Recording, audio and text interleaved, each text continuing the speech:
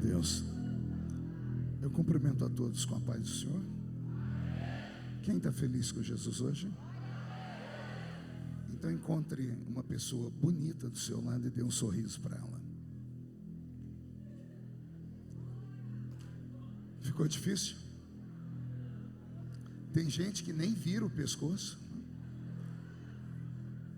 O crente é sincero, mas tem hora que não pode ser sincero desse jeito. É uma alegria estar de volta à linda cidade de Maringá, revendo amigos, conhecendo irmãos. Quero cumprimentar a pastora Kátia. Obrigado pelo convite, pela confiança. Pastor Anderson é o esposão? Tá bonito, hein? Eu vi um suspensório aí, ou é impressão minha?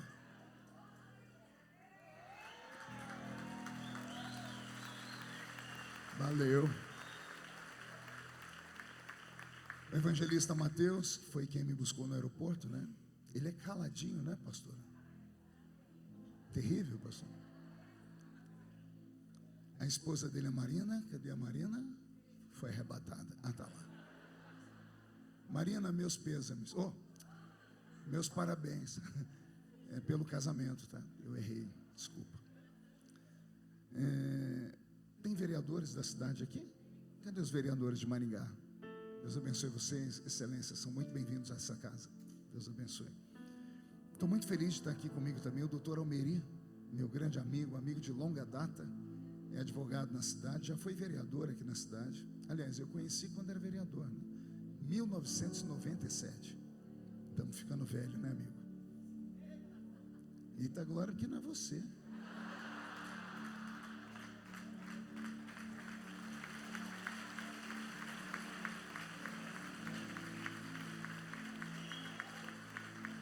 Brincadeira. O nome do cantor que eu esqueci, Michael Maia. Se falar 3 vezes, está batizado com o Espírito Santo. Michael Maia. Rapaz, que voz você tem. Que Deus continue te protegendo e te usando. Você tem uma unção extraordinária. Deus te abençoe, tá? Deus te proteja. E o Barreto, que voz, hein, Barreto? Que voz, hein, Barreto? Você acha que é só você que tem voz? Que voz, Deus te abençoe muito, tá? Mandei aqui um vídeo para o meu genro. Eu tenho um genro que é cantor sertanejo também, Paulo Gustavo. E quando ele te viu, falou: ele está na igreja? Eu falei: tá. Eu falei: nós temos que voltar para Jesus. Quem sabe Jesus faz a obra lá, né? Glória a Deus. Pastor Roberto Marinho, filhão, me acompanha há 16 anos já, né? Quantos anos tem o Beni? Beni, você já tem 19? Beni foi comigo para os Estados Unidos. Pense no menino que dorme e solta pum, um atrás do outro. Que coisa. Nós cortamos o país inteiro e esse Beni só roncava e soltava pum. Jesus na causa. Tá vendo, Beni? É o que dá andar com o velho, né? Pastor Roberto morava nos Estados Unidos e trabalhava com o pastor Benny Hinn lá. Ele veio para o Brasil trabalhar com o pastor Benny Ruim, né? Sou eu, né? Alguém trouxe Bíblia? Abra sua Bíblia comigo no Evangelho segundo escreveu São João. O capítulo é o de número 14. João, capítulo de número 14, versículo de número 16 a seguir. Deus está aqui. Eu estou com medo de chutar esse monitor aqui. Como é que faz? A senhora já chutou, pastor? Então, mas a senhora é a dona, né? Se eu chutar, o prejuízo é grande. Só dá uma viradinha nele assim para mim. Isso. Obrigado. Valeu, Mateus. Você vai para o céu, viu? Se colocar uma meia, fica mais bonito ainda, Mateus.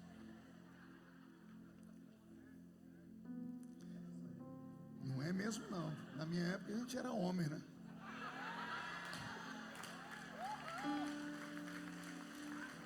Deu, levou.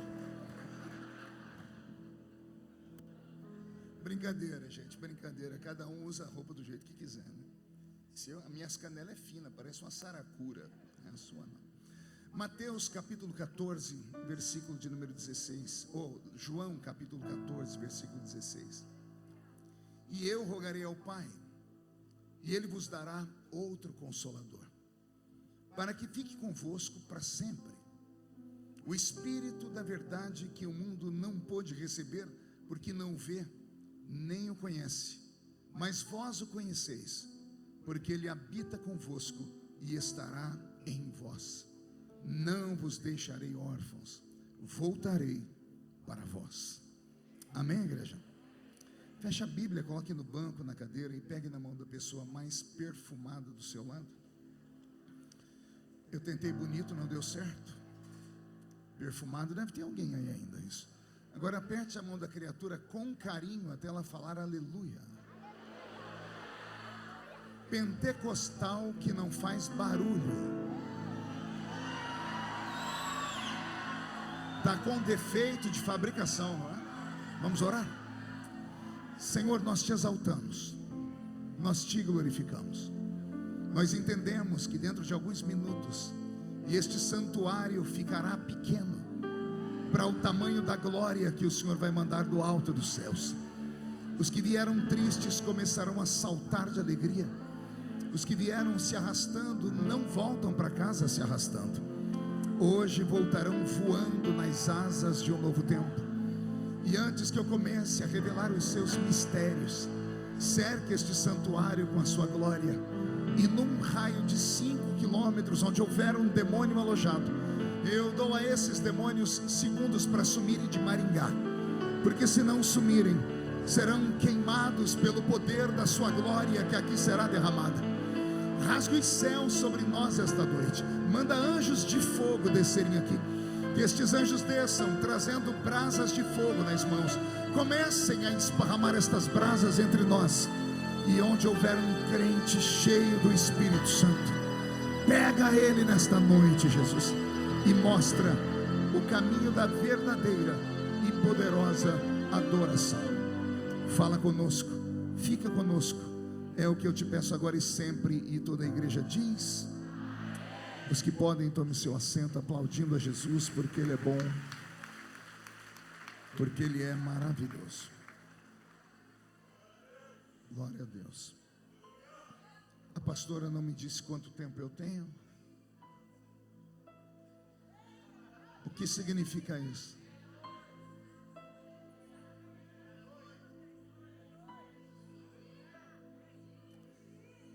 Vigília? Não me instiga não, que eu sou da velha guarda. Se eu começar a falar aqui, não paro mais, né? Glória a Deus. Pergunte para o seu irmão: você está preparado? Pronto para fazer uma viagem? Mas é uma viagem só de ida para dentro do coração de Deus nessa noite. Só vou pedir para que todos inclinem a cabeça um minutinho só e fechem os olhos. Eu vou fazer um pedido e eu queria que ninguém olhasse. Eu notei que tem muita gente mascando chiclete. Se você puder engolir o chiclete agora, é porque se você tirar o chiclete, você vai ser tentado a colar ele na cadeira. E a cadeira foi comprada com dízimo, com oferta. Tudo aqui é santo. Isso, então dá um jeitinho, tá bom? Vou contar até 3 e ninguém mais mascando chiclete. 1, 2, 3. Amém. Muito obrigado. Muito obrigado. Não é chatice não, tá? Eu estou te ajudando. Quando você masca chiclete, seu pensamento divaga e você acaba não absorvendo aquilo que tem que absorver. E semana passada, doutor Almeida, eu estava numa reunião com o ministro do STF, e para chegar na presença do ministro, vem o pessoal dele que faz macariação na gente, e um dos pedidos é: o senhor pode jogar o chiclete fora, deputado? E eu resolvi perguntar por quê. Ele disse: porque na presença de uma autoridade não se masca chiclete, é falta de educação. Imagine se mascar chiclete na presença de um ministro do STF é falta de educação. Imagine na presença do Rei dos Reis. Então aprenda isso. Não venha à igreja com chiclete, senão você vai destruir o patrimônio da igreja. Pode acontecer coisa pior. Pergunte o quê? O Espírito Santo te pegar, você dá um grito de glória a Deus, o chiclete voar no cabelo da irmã que está na sua frente. aí a irmã tem que cortar com a tesoura, vai virar um inferno. Então, faça isso, evite vir com chiclete para a igreja, tá bom? Amém? Roberto, mude a música para mim. Está muito alto o teclado aqui, Roberto, vê se consegue abaixar um pouquinho o som do teclado. O texto que eu li é muito conhecido, João 14, eu sou assembleiano, a pastora também disse que era, e eu sou assembleiano de berço, né? Eu me considero, porque eu me converti ainda garotinho, e eu me lembro da primeira vez que eu vi a leitura de João 14, eu estava num culto ao ar livre, e um presbítero da minha igreja, o irmão Olaide Gomes, um senhorzinho muito querido, ele recitou João 14 com uma entonação tão emotiva, que eu me emocionei, e gostei do texto. Coincidentemente, na semana seguinte, foi meu primeiro evangelismo pessoal, os áureos anos em que os crentes ainda pegavam folhetinhos e distribuíam de porta em porta. O meu líder de mocidade era muito prudente, e ele sempre tinha o capricho de separar em grupos os evangelistas, e dava a cada um de nós os folhetinhos, e dizia sempre: leia antes de distribuir, porque se alguém perguntar que você está distribuindo, você sabe que você entregou. Então eu, novo convertido, obediente, fui para um canto e fiquei lendo. E quando eu abri o folheto, comecei a ler o folheto, era João 14, e era o texto quase que inteiro. Eu li a primeira vez, meu coraçãozinho quase saiu pela boca. Li a segunda vez, já com o olho semi-fechado. E na terceira vez, eu tinha decorado o texto de João 14. Aí eu chamei o meu amigo de evangelismo e disse: aconteceu meu primeiro milagre como crente.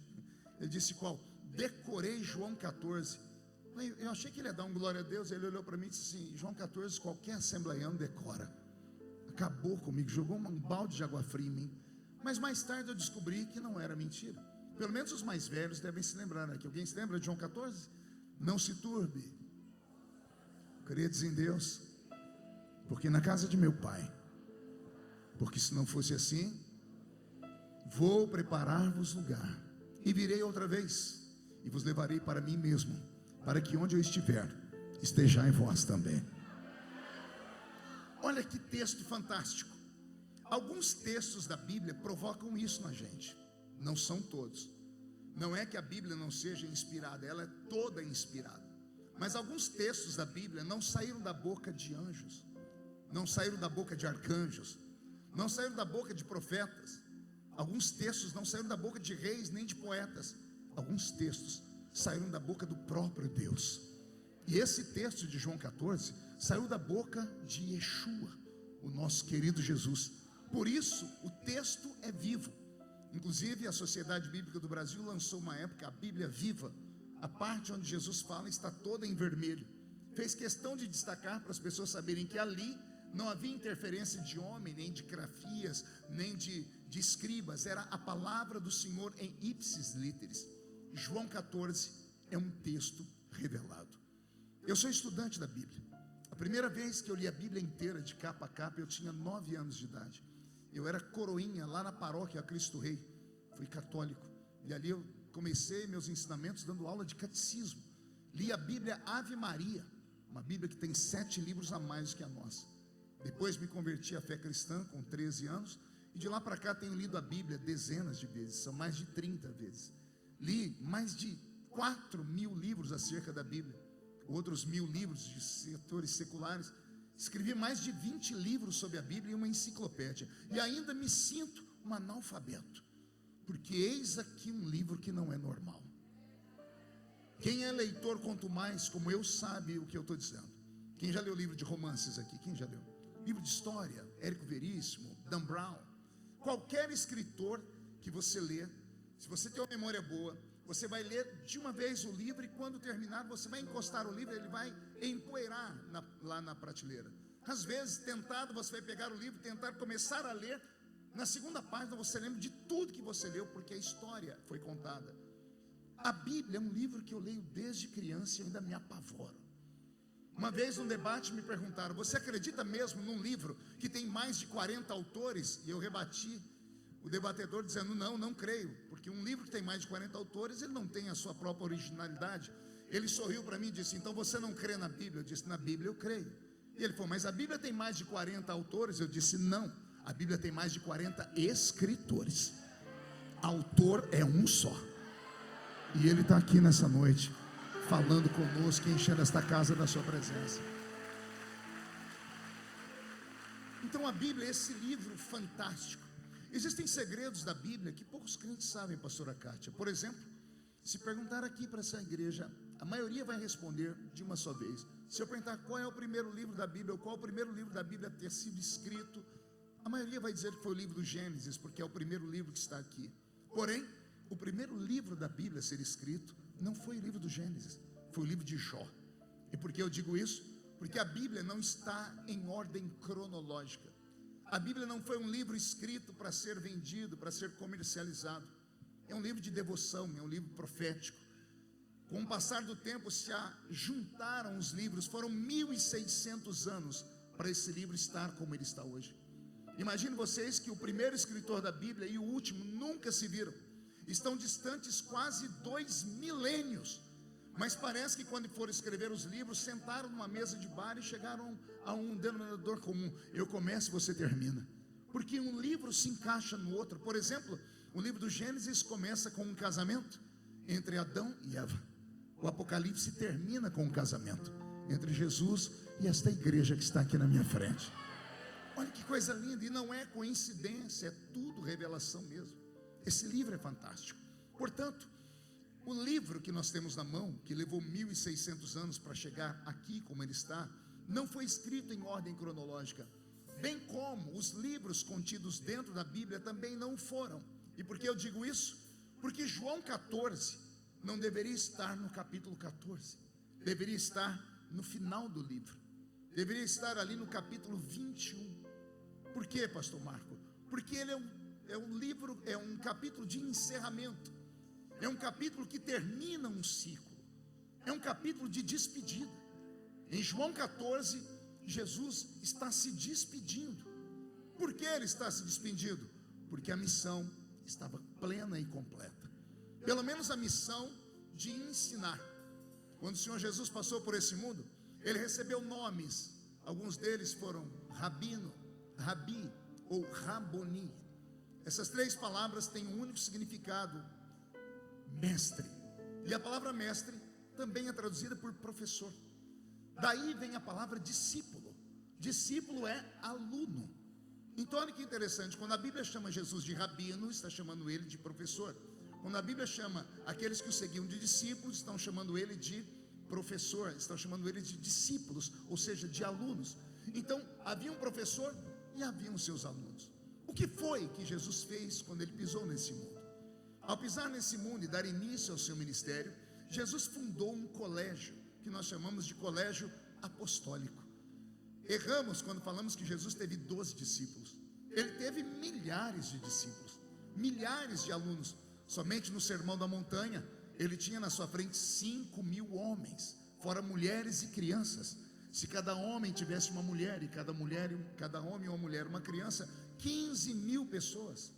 Não há registro de que no mundo antigo algum professor tenha tido tamanha vitória em montar uma classe com 15.000 alunos para um intensivão que começou de manhã e foi até o início da noite. Jesus fez essa proeza.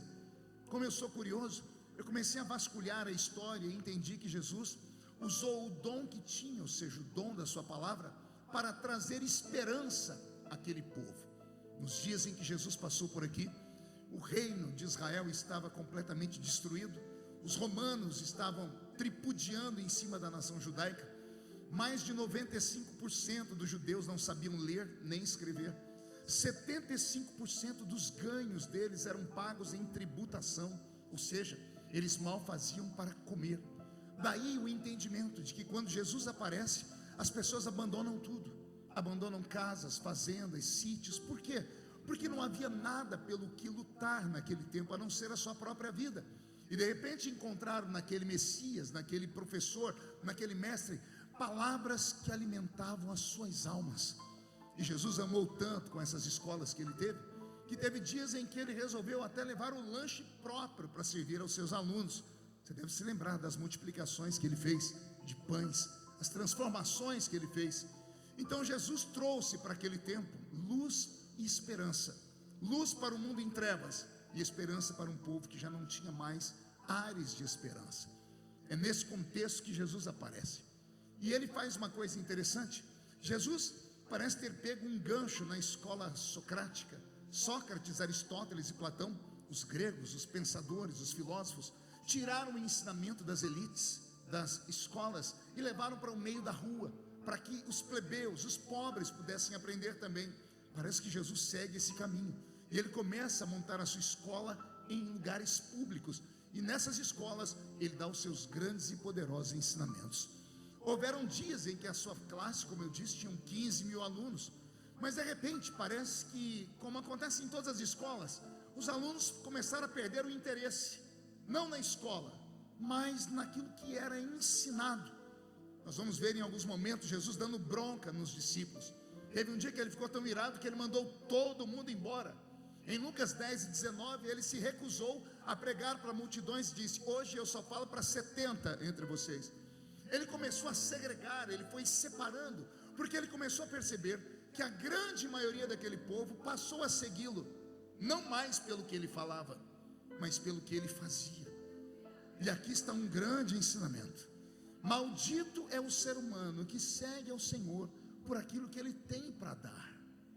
Bendito seja o ser humano que segue ao Senhor por aquilo que ele já lhe deu.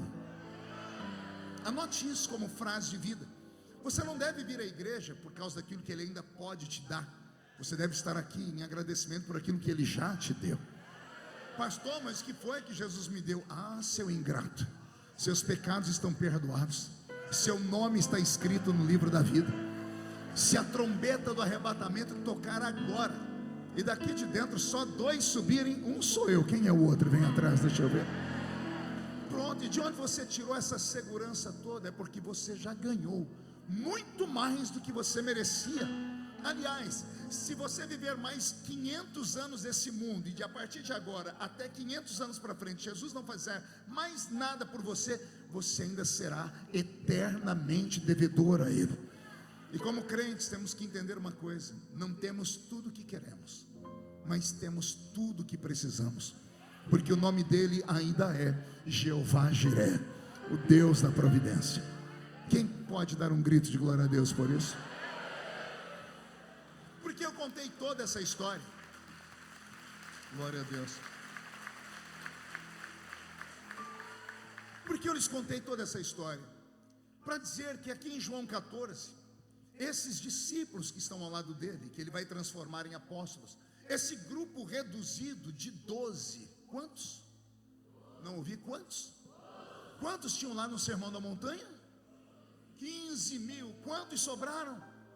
Imagine você começar uma escola com 15 mil alunos, a escola mais famosa do seu tempo, e terminá-la com 12, num período de 3 anos e meio. Olha que interessante, uma faculdade comum no Brasil são 4 anos, mas não são 4 anos intensivos, são 4 anos com escalas de férias, de feriado, de finais de anos. Agora imagine você 3 anos e 6 meses num intensivão ao lado dele. Jesus deu para aqueles alunos uma faculdade. Aqueles 3 anos e 6 meses com eles equivalem a uma faculdade de 4 anos de hoje. Mas o Senhor passou a dar isso a eles depois que ele segregou, que ele separou esses 12 do meio daquela multidão.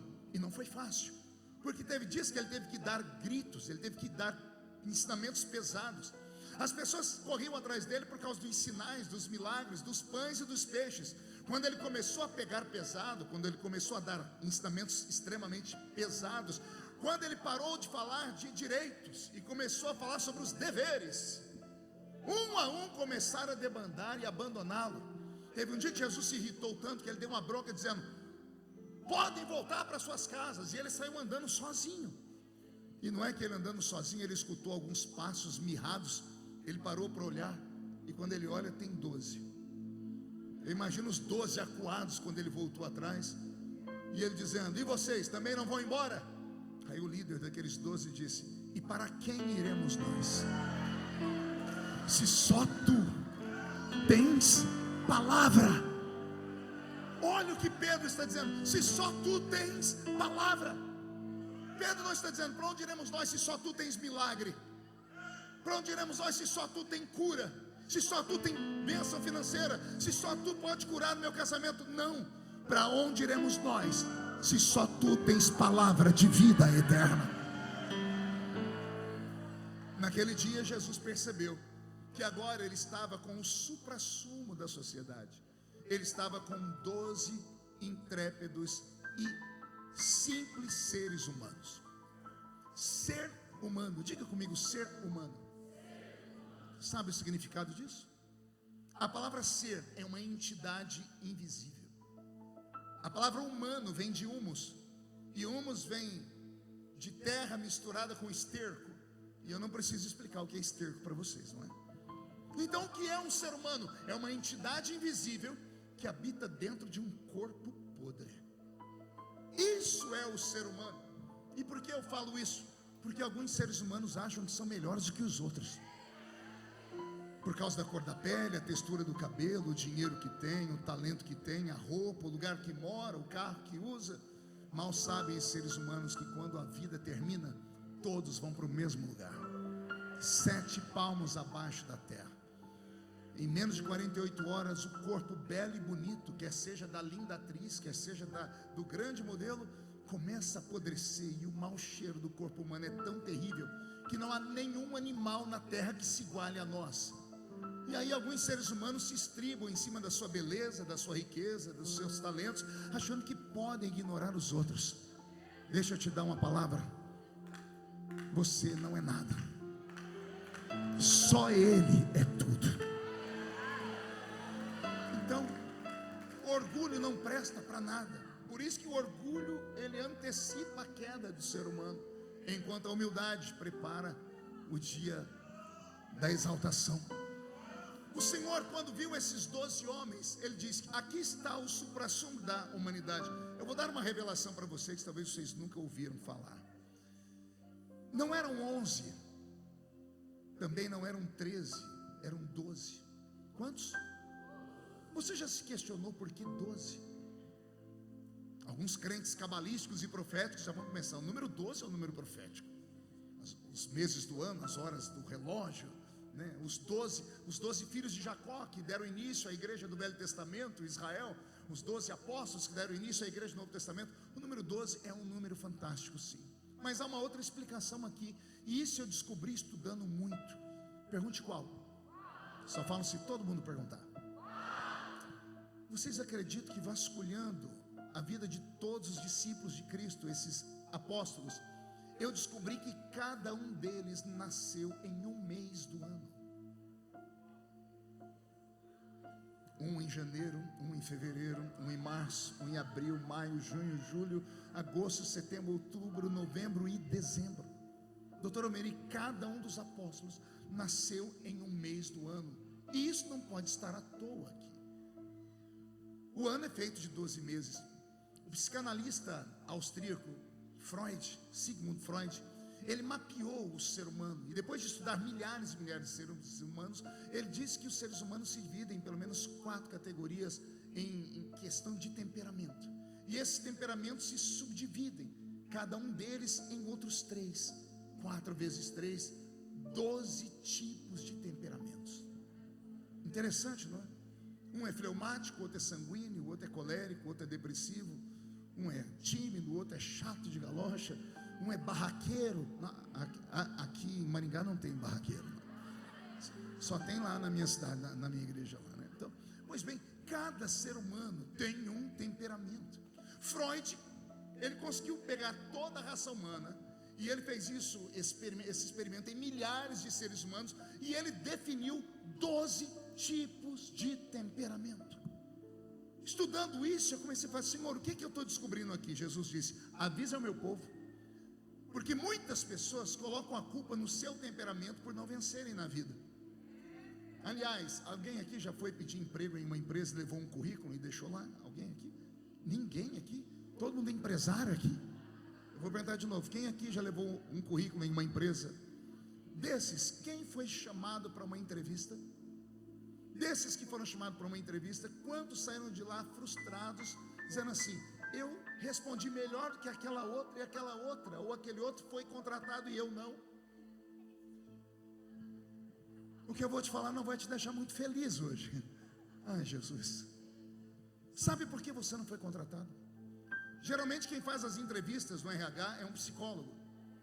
Você percebeu que entre perguntas profissionais e perguntas aleatórias você soltava um sorriso ou uma frustração? Porque está te fazendo uma pergunta técnica, daqui a pouco fala: qual é a cor dos seus olhos? Está te fazendo uma pergunta sobre alguma coisa técnica, daqui a pouco fala: você gosta de que carro? Essas perguntas aleatórias é que deram a você o direito de ser contratado ou não. Pergunte por quê? Porque quando o ser humano é pressionado, ou ele é colocado em xeque, ou ele é colocado num susto, ele revela a sua verdadeira natureza. E o corpo fala. A maneira como você olhou, a maneira como ficou a sua expressão facial, a maneira como o seu corpo ficou, se você transpirou ou não, o tom da voz que você usou, vai revelar se você é uma pessoa confiável ou não para a empresa. Muitos são extremamente competentes e capazes, mas não suportam nenhum tipo de pressão e podem levar a empresa depois na justiça. Podem não suportar as coisas, porque a raça humana presente não quer problemas nas suas empresas. Como não querem problemas, eles selecionam os melhores, dependendo do seu temperamento. Você nunca será aceito em nenhuma empresa. Aí vem Jesus na contramão de tudo, diz assim: eu chamei 12. Os 12 têm todos os temperamentos da terra. É a maneira que eu digo assim: não interessa qual é o seu temperamento, se cruzar o meu caminho e me der uma oportunidade, eu te transformo. Eu tiro o homem do monturo e coloco ele entre os príncipes e os reis da terra. Olha que fantástico isso. Há uma explicação em tudo, nos números. A Bíblia é o único livro que prega na vírgula, no hífen, no espaço, nas entrelinhas, porque é um livro revelado. Então o Senhor Jesus caminhou com esses homens por 3 anos e meio, sem abandoná-los por um segundo sequer. 3 anos e meio. João 14 é o final do curso. João 14 é o dia da formatura. Os discípulos acordam para mais uma aula prática, e depois do café da manhã, escutam o professor dizendo assim: meninos, terminamos o ensinamento, e vocês passaram com louvores. Hoje terminamos o curso, o intensivão de 3 anos e meio ao meu lado.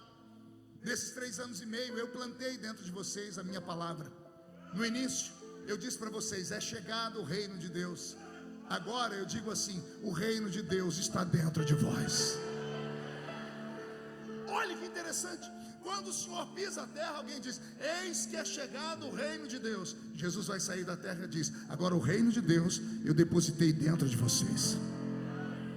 Ao falar que o reino de Deus estava dentro daqueles 12 homens, o Senhor começou a dizer: a minha escola está sendo encerrada, e eu, como mentor, como mestre, cumpri minha missão. Agora vocês, alunos, discípulos, deixarão de ser alunos para serem mestres também. Daí o título de discípulo para apóstolos, onde a nossa fé está fundamentada. A nossa fé é uma fé apostólica, fundamentada nos pilares da fé daqueles 12 intrépidos seres humanos.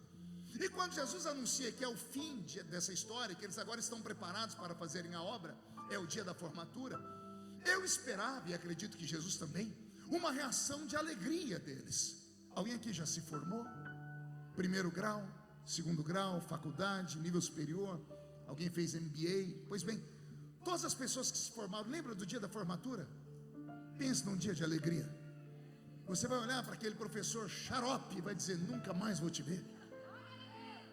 Essa aí carrega traumas, precisa de gabinete. Em compensação, vai ter aquelas outras pessoas que você vai olhar e dizer assim: nossa, vou sentir falta desse professor. Embora seja um dia, às vezes, meio sorumbático, onde a gente vai ficar triste porque vamos deixar de ver amigos, estamos saltando para um novo nível. Então é natural que termine aquela noite em alegria, alegria com a família, alegria pelo professor, alegria por você ter vencido. Quantos começaram o ensinamento com você lá no 1º ano? Só 1 ou 2 terminaram a faculdade. Jesus começou com esses 12, mais 15 mil, agora terminou só com os 12. São vitoriosos, é um dia de alegria. Era para ser um dia de felicidade, sim ou não? Mas não há felicidade, há uma tristeza, e é sobre essa tristeza que eu quero pregar. Por que é que eles estavam tristes? Pastor, primeiro me prove que eles estavam tristes. Eu provo: não se turbe o vosso coração. Não se entristeça. Não fique descaído com o seu semblante. Eles estavam tristes, não porque a escola estava sendo encerrada. Eles estavam tristes por algo muito mais profundo. E o Senhor, como professor, teve que vasculhar a mente dos seus alunos para entender o motivo da tristeza. O Senhor tentou alegrá-los de outras formas. O Senhor tentou dizer a eles assim: calma, vocês estão tristes porque não vão ver mais os milagres. Eu sou professor e sou um professor bom. Vocês são os alunos, foram os melhores, se formaram com louvores. E qual é o sonho de um professor? É que o aluno se torne melhor do que ele. O que eu vou falar vai soar como heresia, mas não é. O Deus encarnado está dizendo: eu fiz grandes coisas, mas vocês, meus alunos, farão coisas maiores ainda. É forte isso, né? Porque aquele professor um dia entrou num cemitério, mandou tirar uma pedra e disse assim: ô morto de 4 dias, apodrecido e fedido, sai para fora. E o morto saiu ressuscitado. Aí o professor diz: lembram do morto que eu tirei da tumba? Eu fiz aquela obra, vocês farão obras maiores do que essa. Não entendeu ainda? Ele chamou paralíticos e mandou eles ficarem de pé, pegarem as suas camas e irem embora, e eles foram. O professor está dizendo: eu levantei paralíticos, vocês farão obras maiores do que essa.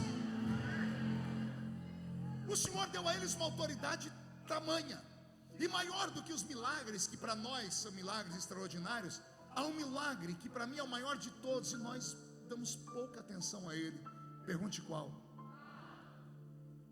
É o milagre de poder perdoar pecados. Consegue pensar nisso ou não? Jesus chamou eles e disse assim: tudo que vocês ligarem na terra a respeito de pecados será ligado. Se retiverdes o pecado da pessoa, ela continuará pecadora, mas se vocês perdoarem ela estará perdoada. Porque o nosso grito nessa hora é menor do que quando eu falei do morto sair de dentro da tumba. Porque maior do que o milagre do morto ressuscitar é aquele homem espiritual que está morto e a sua alma indo para o inferno. Vamos desenhar a cena. Você está no centro de Maringá. Quando esse culto terminar, Deus livre e guarde, apenas um pensamento. Você passa por um acidente. Lá naquele acidente está um homem, um traficante, ou está ali um assassino, está uma pessoa que está à beira da morte. Você tem duas opções: apenas passar e falar: Deus, tem piedade. Ou você tem a oportunidade de chegar naquela criatura e falar para ela: olha para mim, confessa os seus pecados, só reconhece Jesus como seu Salvador. E aquela pessoa, por pior que ela tenha cometido os mais miseráveis pecados, se ela conseguir falar para você: eu me arrependo, e você estender as mãos e falar: perdoados estão os seus pecados. Não, você ainda não entendeu. Eu estou falando dessa mão cheia de dedo aí, cheia de calo. Essa mão é essa mão tocando em uma pessoa e libertando a alma dela para ela ir direto para o céu. Foram esses os poderes que aquele professor deu aos seus alunos. Mas nem isso os alegrou, porque ele disse: vocês farão obras maiores do que essa. Então eu também não consegui entender por que tanta tristeza. E para entender, eu me coloquei no lugar deles. E aí eu fiquei triste também. Pergunte por quê. Roberto, mude a música. Imagine você dormir ao lado dele. Eu estou falando de Jesus. Você acordar ao lado dele, tomar café da manhã com ele, almoçar com ele, café da tarde, jantar, cantar com ele.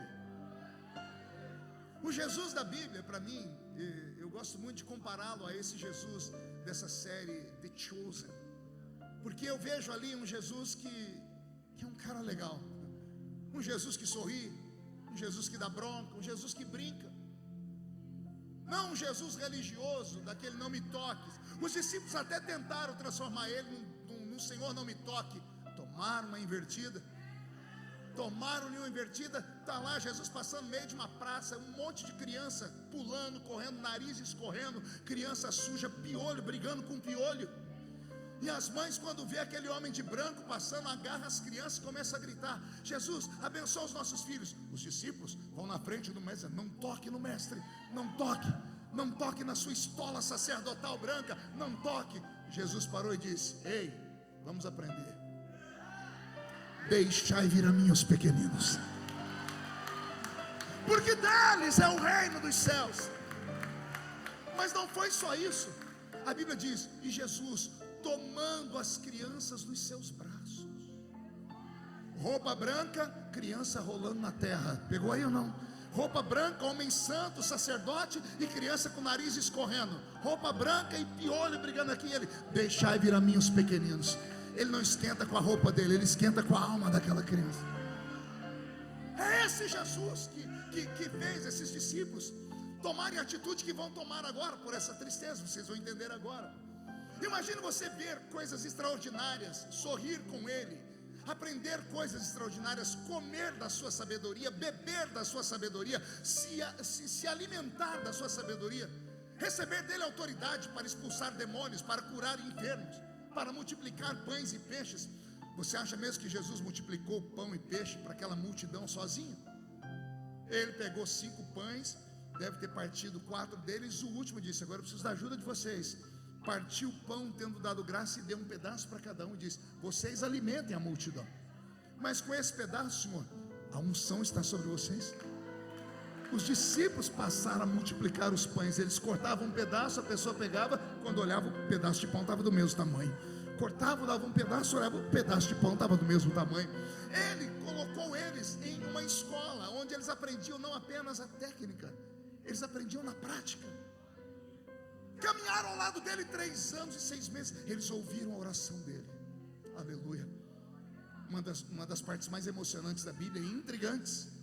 Os discípulos de Jesus chegam: Senhor, nos ensina a orar. E Jesus diz: por que querem aprender a orar? Porque os discípulos de João sabem. E Jesus diz: os dele precisam orar, vocês não. Por que, Senhor? Porque eu sou a resposta.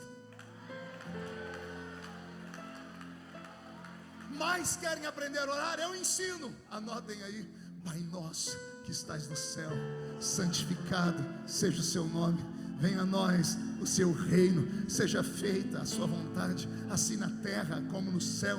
O pão nosso de cada dia nos dai hoje. Perdoai as nossas ofensas, assim como perdoamos a quem nos tem ofendido. Não nos deixe cair em tentação, mas livrai-nos do mal, porque teu é o poder, o reino e a glória para sempre.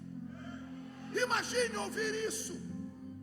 Imagine você andar ao lado dele e ele desmistificar a sua religião. Foi a melhor coisa que Jesus fez. Ele foi arrancando o ranço da religião de dentro deles. Diga assim para mim: prove, pastor. Trouxeram um doente para ele, e os discípulos olharam com a religião e disseram: Senhor, quem pecou para ele estar desse jeito aí? Foi ele ou os pais dele? Jesus disse: nem ele pecou, nem os pais dele pecaram. Isso aconteceu na vida dele, para que o nome de Deus fosse na vida dele glorificado. Ele arrancou de dentro dele, das entranhas dele, tudo aquilo que haviam aprendido, porque a lei mata, mas o Espírito vivifica. Eles aprenderam com ele coisas sobre a vida, coisas triviais, como perdoar o irmão, ir além da religião. Tem que perdoar uma vez, Senhor, não 7, não 70 vezes 7, por dia ainda, viu? Senhor, aquele homem que é a minha camisa, não dá a sua camisa não, dá o casaco junto. Está me mandando andar 1 milha, ande 2 milhas com ele. Ele deu ensinamentos extraordinários. Aprenderam tudo ao lado dele. Agora eu vou explicar para vocês porque eles estavam tristes. Eles não se preocupavam mais com milagres. Caminharam tanto, ficaram tanto perto dele, que milagre e nada era a mesma coisa. Não caminhavam mais com ele por causa de pão e peixe, porque pão e peixe se encontram em qualquer lugar. Eles se afeiçoaram a ele. Quando ele falou que ia embora, a tristeza que veio sobre eles é porque eles não queriam perder a sua presença. Os 3 entenderam. Eu vou falar de novo. Depois de andar muito ao lado dele, eles passaram a sentir falta, antes dele ir embora, da presença dele. Não se preocupavam com o ambiente, com a comida, com a bebida, com os sinais, não. Eles queriam estar perto dele. A presença dele dava segurança para eles. A presença deles dava paz para eles. A presença dele trazia alegria para eles. Era só isso que eles queriam. Chegaram a andar com ele um nível tão grande de intimidade, que eles se importavam mais com a presença dele do que com o os sinais que ele fazia. E aqui eu começo a questionar: quando é que nós vamos voltar a ter o sentimento dos discípulos? Quando é que nós vamos voltar a nos preocupar mais com a presença dele no nosso meio do que com os sinais, prodígios e maravilhas? Pastor, como é que a gente sabe que a presença dele está no ambiente? O crente sabe. Eu estou pregando para uma igreja pentecostal. A igreja pentecostal é feita de homens e mulheres que são caminhantes de dois mundos. Vamos entrar em revelação profunda. Você não é normal. Você não é como um crente reformado, você não é como um crente católico, você não é como um crente ortodoxo, anglicano, você não é como um crente tradicional, você é um crente pentecostal. A identidade pentecostal te projeta para um outro nível. Por isso que o nosso culto é diferente de todos os cultos. E pior, nesse tempo presente, as pessoas não conseguem entrar no nosso culto. As pessoas entram na igreja, mas não conseguem entrar no culto da igreja. Entrar na igreja qualquer um entra, até cachorro entra. Lá em São Paulo fizeram uma piadinha: por que o cachorro entrou na igreja? Porque a porta estava aberta. Então entrar na igreja não é o ó, como muitas pessoas falam. Tem crente que diz ao pastor: dá graças a Deus, porque pelo menos eu estou aqui. Dou não, querido. A porta da rua ainda é serventia da casa. Se for para vir para o culto e ficar me olhando com essa cara feia, parecendo que foi batizado num pote de vinagre, era melhor não ter vindo. Vim para um culto pentecostal e ficar com essa boca travada, essa boca de aço, essa língua de ferro e esse queixo de concreto, era melhor não ter vindo.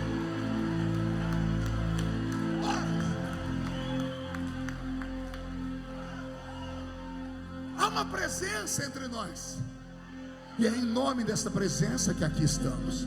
E se não percebemos que essa presença está entre nós, não é reunião, é mero entretenimento. E eu estou cansado de entretenimento. Quer um entretenimento? Não venha no culto. Aqui não é um palco e eu não sou um artista. Aqui é um altar e eu sou um sacerdote. Aqui é um altar e aqui não estão cantores, estão levitas. Aqui é um altar e aqui está uma profetisa. Você não está na casa da mãe Joana, você está na casa do Rei dos Reis e Senhor dos Senhores.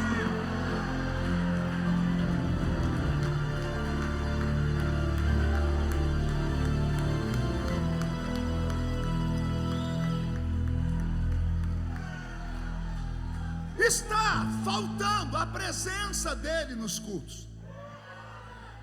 Não, pastor, é impossível. Se o culto é onde estiver 2 ou 3 reunidos no meu nome, ali estarei. Sim, está difícil achar 2 ou 3 reunidos no nome dele. Você acredita que existem igrejas que Jesus não pode entrar dentro delas? Pastor, isso é heresia? Não, isso é Bíblia. Apocalipse 3:20, doutor Almiri. Passei a vida inteira pregando em cultos ao ar livre. Amigo pecador, ouça. Está escrito: eis que estou à porta e bato.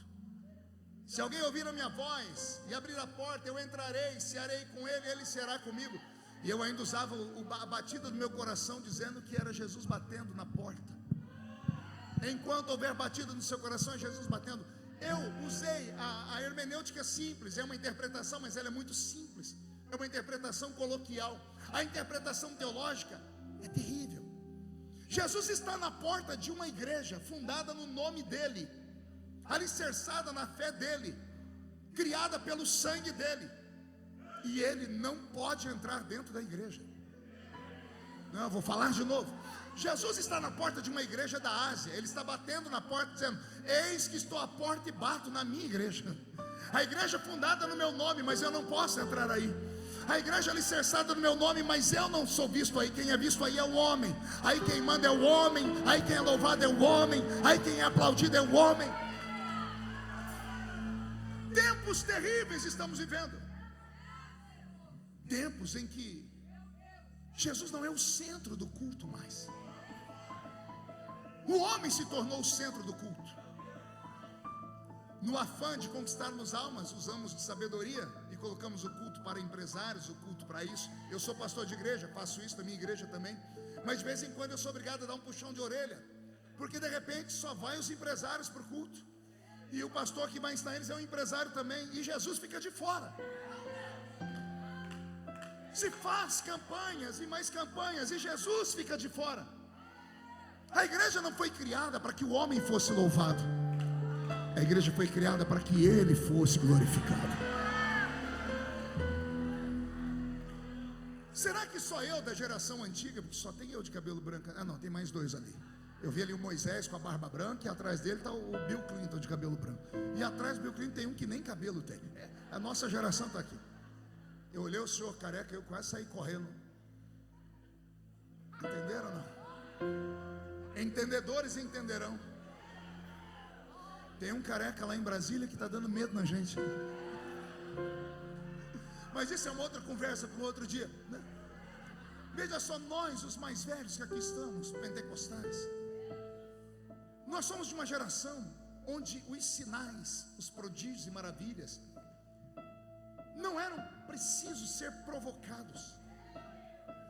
Somos uma geração que não corríamos atrás da bênção, queríamos o que estava escrito: as bênçãos seguirão. A bênção que quisesse ser abençoada, que corresse atrás de mim. A minha geração recebia milagres instantâneos, sem agitadores de água por perto, sem músicas extraordinárias. Era o piano, ou era o pandeiro, a sanfona, e o velho presbítero assembleando com aquela barriga cemitério de frango, a curva da prosperidade. O presbítero só tinha 2 dentes na boca, o zagueiro e o atacante, e começava a cantar: foi na cruz, onde um dia eu vi meus pecados castigados em Jesus. E aquele homem gigante começava a chorar, porque lembrava que meses antes, anos antes, ele estava leproso em uma cama, estava canceroso em uma cama, estava caído nas ruas, e os cachorros lambiam a sua boca, porque era um ébrio, era um cachaceiro. E agora está numa igreja santificada, aguardando a volta de Cristo. Por que os milagres aconteciam de maneira tão natural, e hoje nem provocando os milagres acontecem? Eu estava semana passada pregando numa igreja, e eu falei uma coisa que eu acho que escandalizei a metade do povo. Eu perguntei: alguém percebeu que não cai mais ninguém endemoniado nos cultos? Aí perguntaram: pastor, por quê? Eu falei: os demônios mudaram tudo para o Universal. Dizem até que estavam entrevistando um demônio lá na Universal, Roberto. Ai, Jesus. Aí o bispo lá perguntou: amigo, por que você gosta de vir aqui? Ele disse: porque aqui vocês deixam falar no microfone e passa a gente na televisão, né? Em tempos de cliques, até demônios querem. Mas isso é uma brincadeira. Mas eu falei: perceberam que não quer mais ninguém endemoniado nos nossos cultos? Aí é verdade. Por quê? Eu participei de um debate. A princípio eu comecei a rir, depois eu chorei. Num debate com 4 homens, um pentecostal, 2 pentecostais, 2 neopentecostais, um reformado e um outro lá. Éramos em 6, mas que criam no movimento do Senhor éramos em 4. A pergunta era: por que demônios não se manifestam? Aí um neopentecostal disse: porque demônios não existem. Um deles era psicólogo e disse: isso aí é uma reação psicossomática de um cérebro que sofre de catalepsia, beirando a esquizofrenia. Eu tinha que pegar um dicionário para ler, entender tudo que ele estava falando. Aí o outro veio e disse assim: não, na minha igreja não acontece manifestação assim, porque é muito fogo, é muita glória. Aí eu abaixei a cabeça, foi uma vez que eu ri, falei: não tem fogo não, porque eu já preguei lá. Eu conheci a igreja. Cada um tinha uma conversa. Aí falaram para mim: Feliciano, qual é o seu pensamento? Eu disse: simples, os demônios não se manifestam mais porque agora são membros da nossa igreja.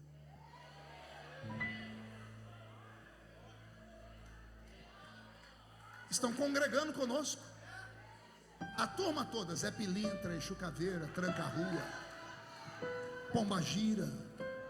Como assim, pastor? Você vê os adultérios que tem dentro da igreja, as pessoas que não querem deixar os seus pecadinhos de estimação. Você vê dentro da igreja crente se suicidando, crente tomando um Rivotril, Lexotan. Ora, quem é que provoca os espíritos da morte? Não tem aí? São todos eles, estão congregando conosco, por um simples fato. Pergunte qual? Vou tentar explicar usando os termos antigos e modernos. Quando caía alguém endemoniado no nosso meio, o que a gente dizia? Houve uma manifestação. O demônio se manifestou. Diga, manifestou. Pergunte para o irmão do seu lado, o que é uma manifestação? Tempos modernos, vivemos de manifestação todos os dias. O que é uma manifestação? A manifestação é um ato público de protesto. Só vai para uma manifestação quem está protestando, ou contra o governo, ou contra alguém, ou contra alguma coisa. Quando falamos o demônio se manifestou, a gente está dizendo, o demônio está protestando.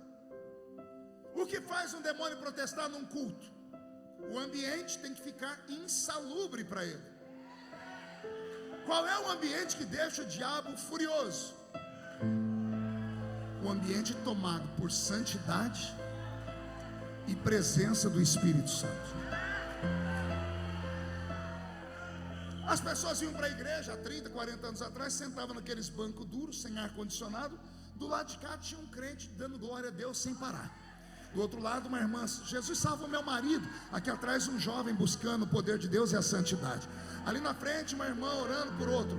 Alguém vindo de uma sessão de jejum. Outros vindo de campanhas de oração. Outros subiram um monte semana passada. Outros foram para... A igreja era tomada por uma aura de santidade e de busca. As pessoas quando entravam dentro da igreja tinham um temor tão grande. A gente chegava na igreja com medo. Medo de chegar atrasado. Pergunte por quê? Porque o crente, depois de muito tempo na igreja, ele compra o lugarzinho dele, né? Aí chega atrasado, tem alguém sentado e diz, irmão, esse lugar é meu. Não tem o nome da pessoa, mas a pessoa acredita que é dela mesmo. Mas a gente respeitava. Eu me lembro que a gente chegava na igreja de domingo 7 da noite. O culto começava às 7h30. Mas quem chegasse depois das 7 era tido como desviado. Pergunte por quê? A gente chegava e dobrava o joelho para orar. 30 minutos de oração antes do culto terminar. Hoje em dia está difícil. A roupa não ajuda, né, irmã? Ajoelhar com essa roupa é meio complicado, né? Não é, querido? O salto dos 15, 18 também não ajuda muito, né?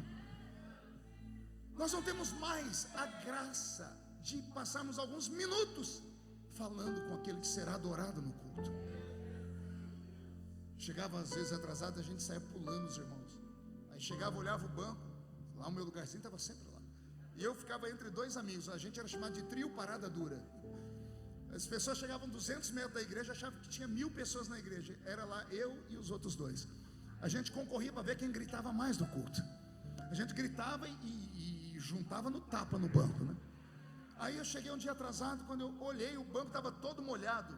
Eu não sabia se era suor, se era lágrima ou se era cuspe. Mas a gente não tinha nojinho. A gente passava o braço assim,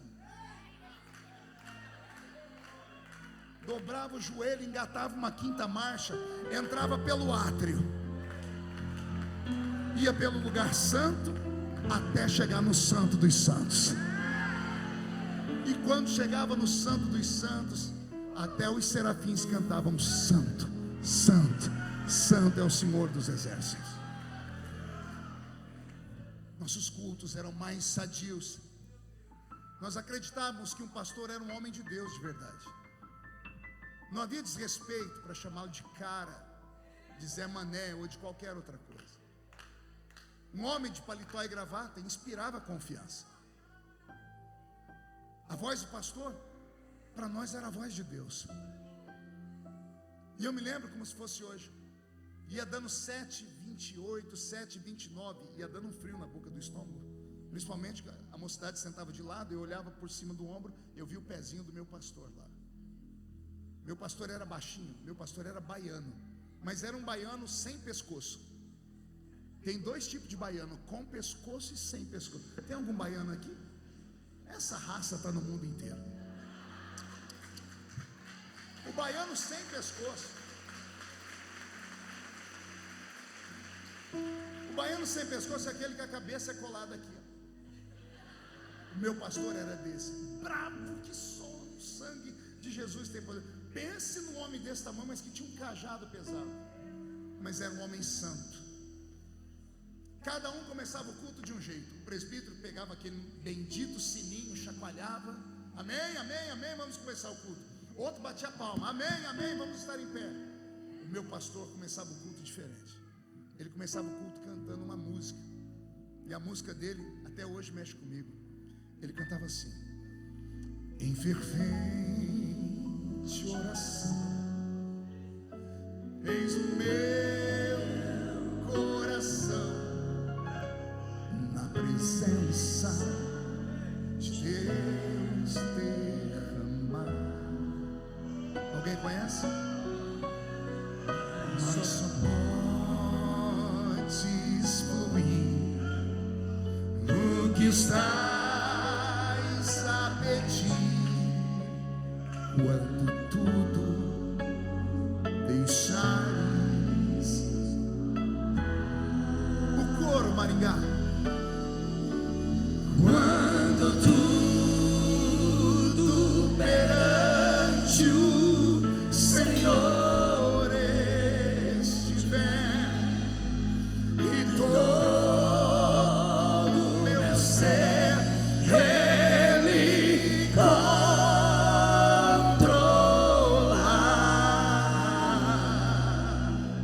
só então hás de ver que o Senhor tem poder, quando tudo deixares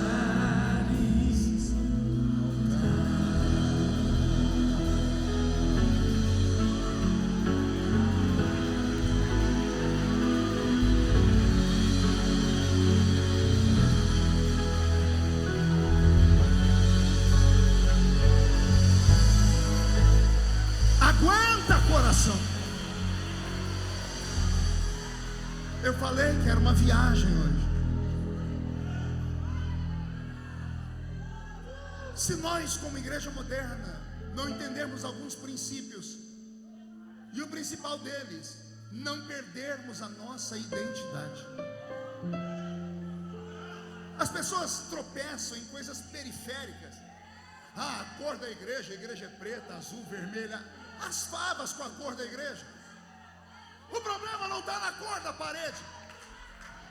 O problema está no vazio do seu coração. O problema está em você ser um crente há 1000 anos, só que completamente mudado. Alguns vieram aqui, Almeri, só para ver como é que eu estava, e tomaram um susto. Falaram: meu Deus, ele está sem gravata. Meu Deus, ele está de barba. Aí estão dizendo: ele mudou. Amigo, a vida é feita de fases, e às vezes é preciso mudar, reciclar. Quem aqui usa em casa a esponja de aço Bombril? Quem usa Bombril há 10 anos? 20 anos? 30 anos? Teve uns aqui que usaram dentro da Arca de Noé. Porventura o Bombril mudou alguma vez? E a embalagem dele? A embalagem muda. Às vezes a embalagem muda, mas o conteúdo não.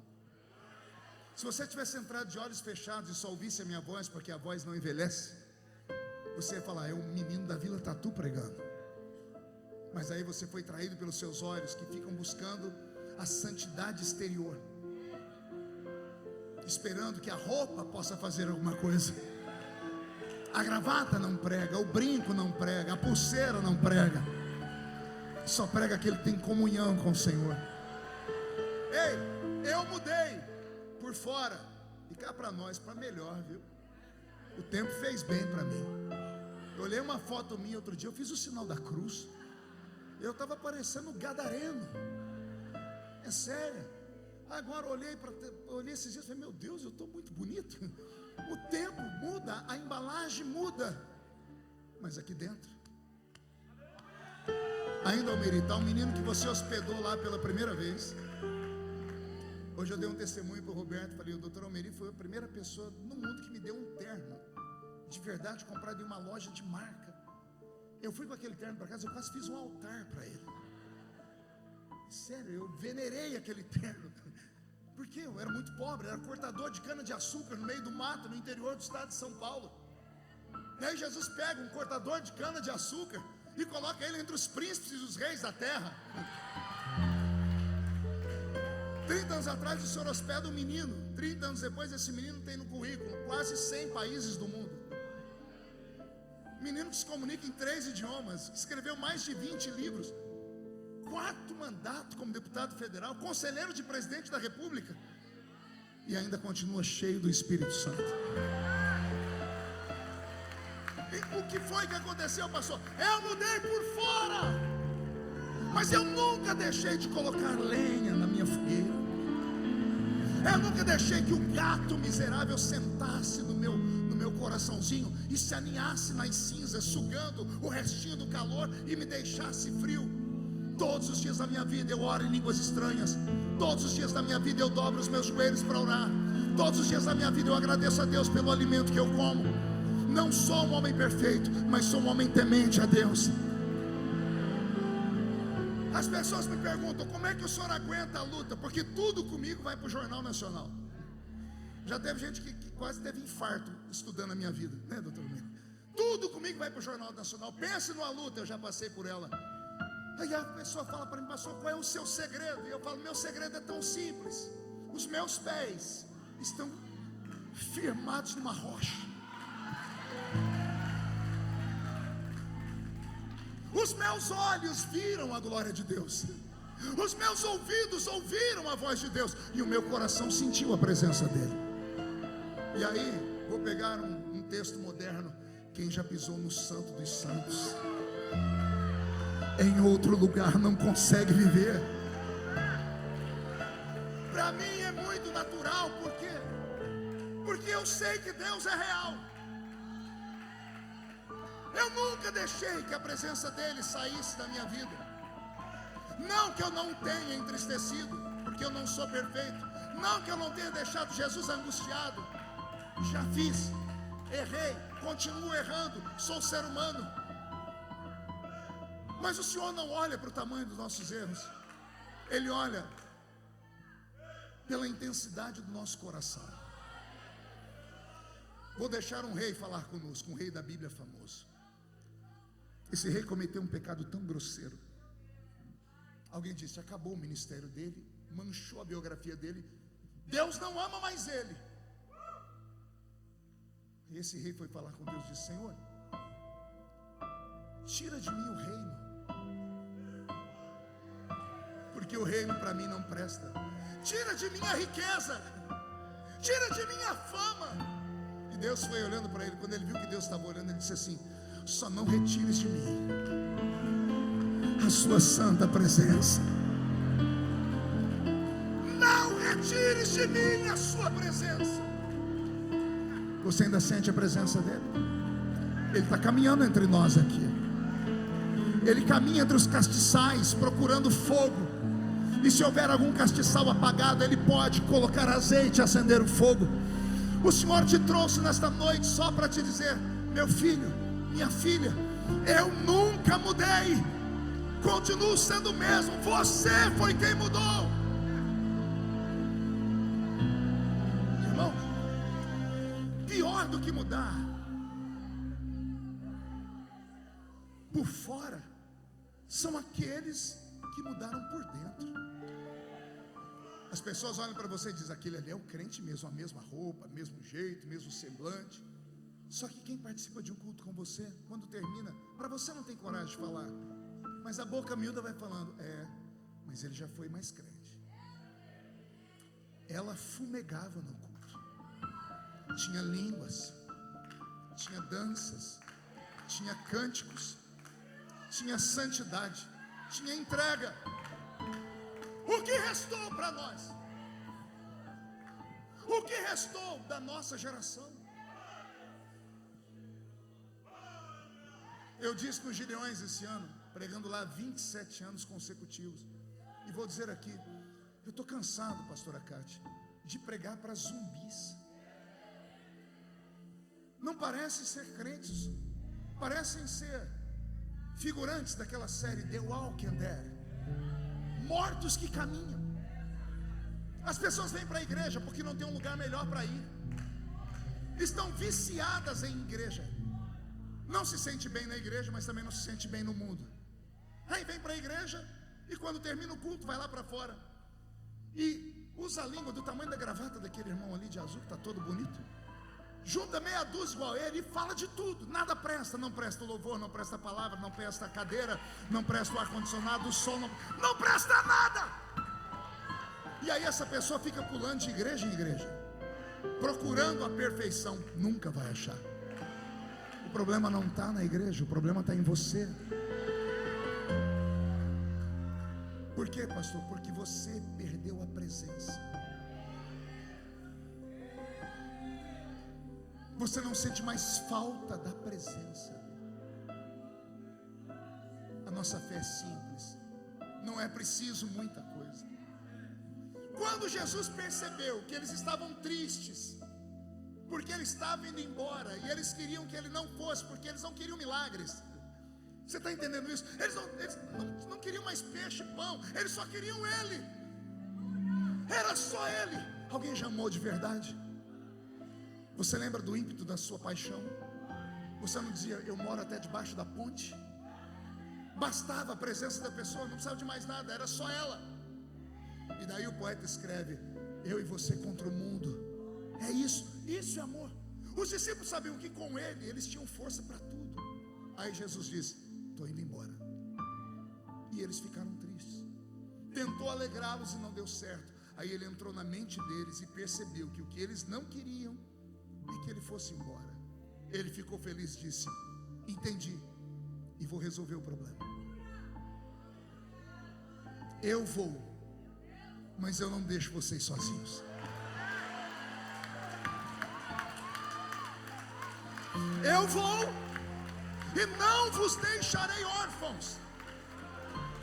Vem comigo, Novo Testamento escrito na língua grega. Olha o que Jesus vai falar para eles.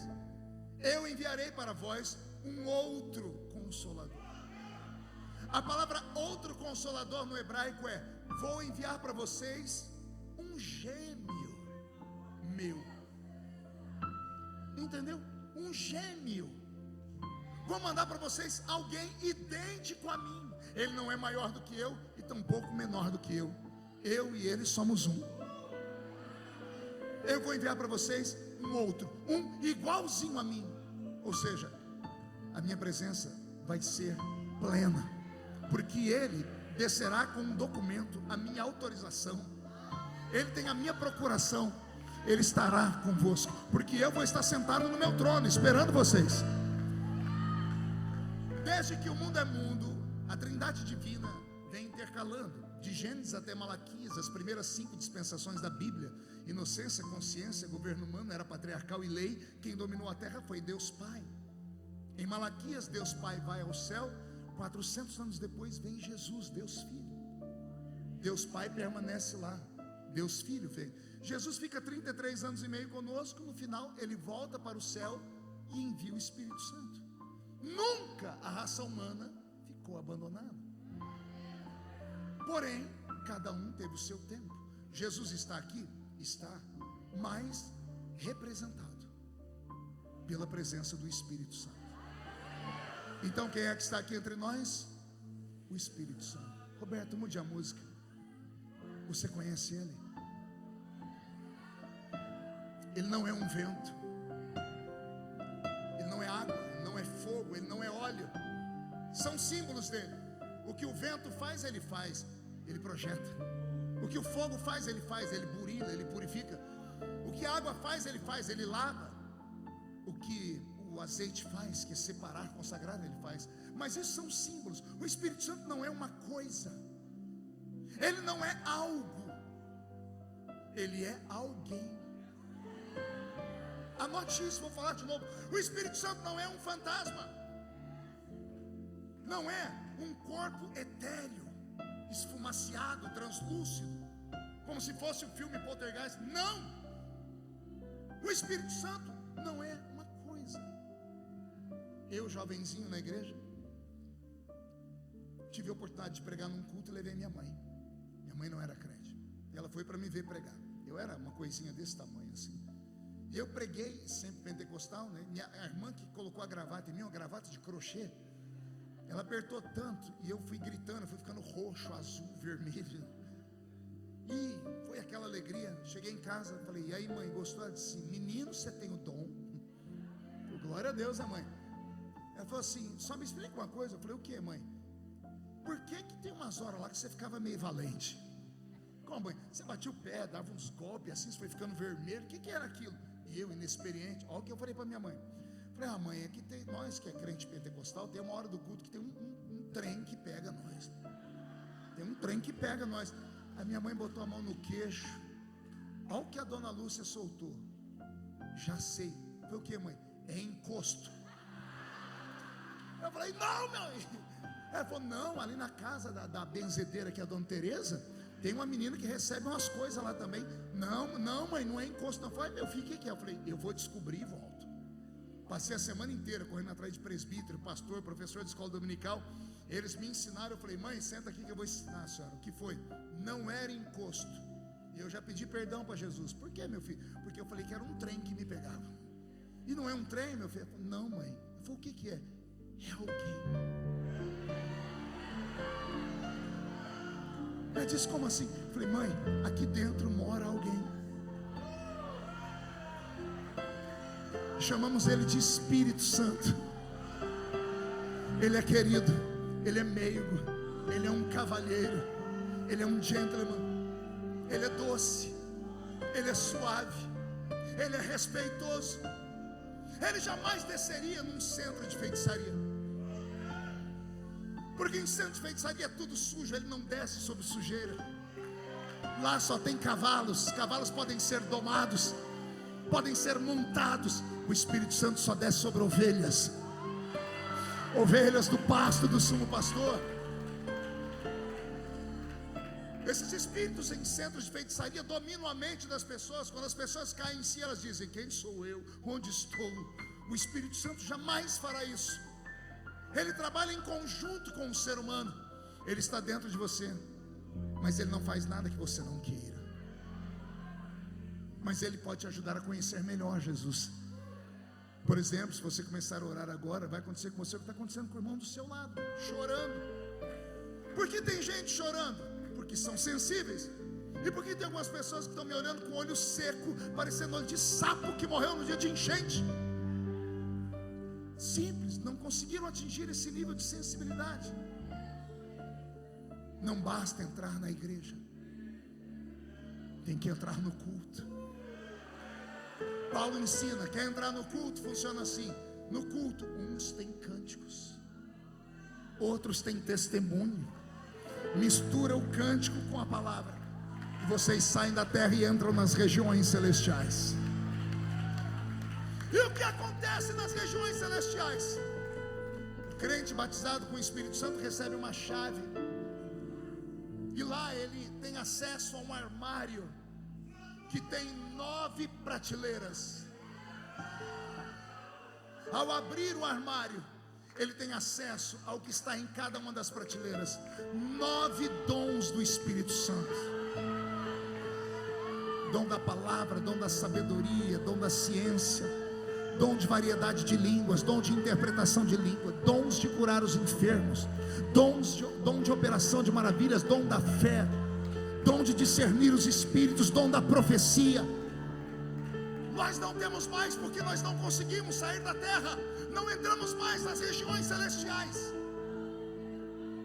Os crentes estão tão modernos que entram no culto, cruzam a sua perna, botam a mão no queixo e passam o culto inteiro filosofando. Olham para o céu e dizem: to be or not to be, that's the question. Ser ou não ser? Aquilo não é de Deus. Jesus. Fui num debate um dia com pastores para debater o cair no espírito. Eu tive crise de risco, eu tive que ir para o banheiro, senão fazia xixi na roupa. Olha os debates profundos. Se cair para frente, é de Deus. porque está escrito que homens se prostraram. Se cair para trás é do diabo, porque Deus não empurra ninguém. Aí eu, matuto da roça, falei: e se a pessoa cair de lado? E se ela só sentar? E se ela rolar? Aí eu disse: amados amigos, deixa eu dar uma palavra para vocês. Embora eu seja pentecostal, eu não conheço tudo do Pentecoste, porque o Pentecoste é muito pleno, é um rio. Ezequiel 47 tem um texto lindo, um dia eu volto aqui para pregar sobre ele. Um homem de branco sai com um cordel de medir, e ele mede 1000 côvados, diz Ezequiel, entra nas águas, e eram águas pelos artelhos. Quando Ezequiel falou: agora eu estou possuído, ele olha, o anjo está mais 1000 côvados para frente, e ele entra, é água pelos joelhos. Ele olha, o anjo está mais 1000 côvados, é água pelos lombos. E por fim, Ezequiel disse: e o anjo caminhou mais 1000 côvados, só que eram águas profundas, águas que não davam para atravessar andando, águas que só podiam ser atravessar nadando, e para nadar é preciso mergulhar. O rio do avivamento, ele é misterioso, ele existe, é real. Eu consegui prender o fôlego, e eu desci talvez um pouquinho mais fundo do que alguns da minha geração, mas eu não posso dizer para vocês que toquei no fundo. Não toquei no fundo. Tem coisas que Deus nunca revelou a ninguém. Quem sabe aqui dentro Jesus não acha alguém que tem mais fôlego do que eu? Você entende isso ou não? O que é ter fôlego? É ter fome, é ter desejo, é ter vontade de ser usado por Deus. Como é que eu cheguei onde eu cheguei? Eu tive referências. Eu vi os pregadores da minha geração. Nossos filhos não têm mais referência. A referência da sua filha é a Kéfera. A referência do seu filho é o Ronaldinho Gaúcho. A referência espiritual dos nossos filhos foi dissipada. Como eles podem desejar algo que nunca viram, algo que nunca conheceram? Eu tenho falado com o Senhor: eu estou com 52, vou fazer 53. Sei que a cara é de 60 e o corpinho é de 70.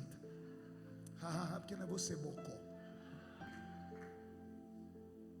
Mas eu falo: Senhor, já era para eu estar me aposentando, e de repente a agenda explodiu. 100, 150 convites por dia para pregar. É impossível atender. A demanda é muito grande. Onde estão os pregadores? E não é que eu sou um grande pregador, é que em terra de cego quem tem um olho é rei. Eu experimentei algo a mais, mas Deus quer dar muito mais. Mas para Deus dar muito mais, a gente tem que se aproximar da presença dEle. Se aproxima dEle nessa noite. Volta para aquele quartinho do fundo da sua casa. Entra naquele quartinho de oração de novo. Não fique orgulhoso, garboso pelo seu carro importado, pelo seu apartamento naquele lindo arranha-céu, pela sua empresa. Tudo isso é lindo, mas tudo isso passa. Tudo isso acaba. Tem algo que nunca acaba. É a presença dEle. Eu estou emocionado. Ele está aqui. E Ele quer te devolver tudo que você perdeu. Ele quer te dar de novo experiências. Ele está dizendo assim: filho, vamos correr de novo. Não importa se o seu corpo envelheceu, se os seus cabelos se embranqueceram, não importa. Vamos correr de novo. Para o pai, o filho nunca cresce. Para o pai, filho é filho, seja ele com 50, 100 anos, ainda continua sendo a criança. O seu pai está sentado naquela poltrona ainda, esperando você correr para o colo, onde você pedia proteção, onde você pedia carinho, onde você pedia amor. O Senhor está aqui entre nós essa noite. Incline a sua cabeça por um minuto.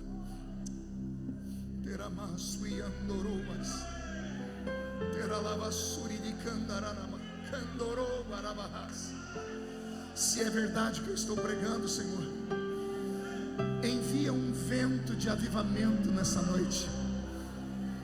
Avivamento, Senhor, não é barulho, mas ele provoca barulho. Avivamento é arrependimento. Avivamento, Senhor, é despertar o que está dormindo, é ressuscitar o que está morto. Onde houver alguém aqui dentro que já teve experiências contigo, Senhor, renova as experiências. Pega ele de novo, pega ela de novo, toca o coração deles de novo, toca a mente deles de novo, traz à sua memória aquilo que dá esperança.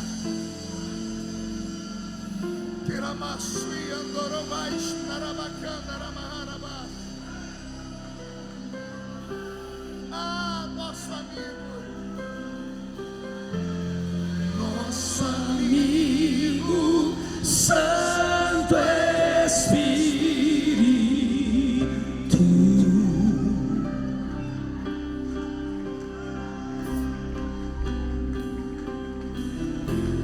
venha aquecer os corações. Vem de novo, Espírito Santo. Vem sobre Maringá de novo. Vem com cura e todo o seu poder.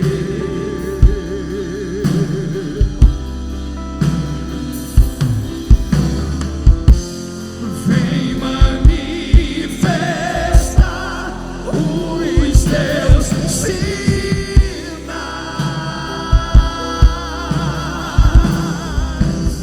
Escuta aí.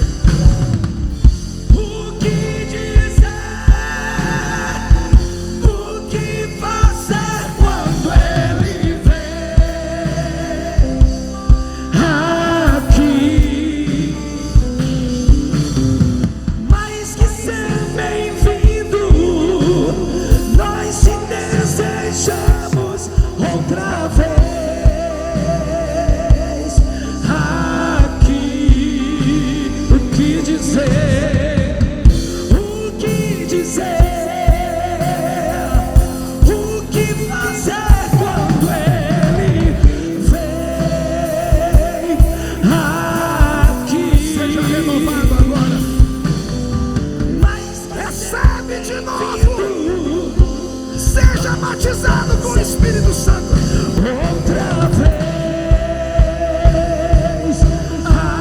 aqui. Faz de novo, faz de novo, faz de novo, cura de novo,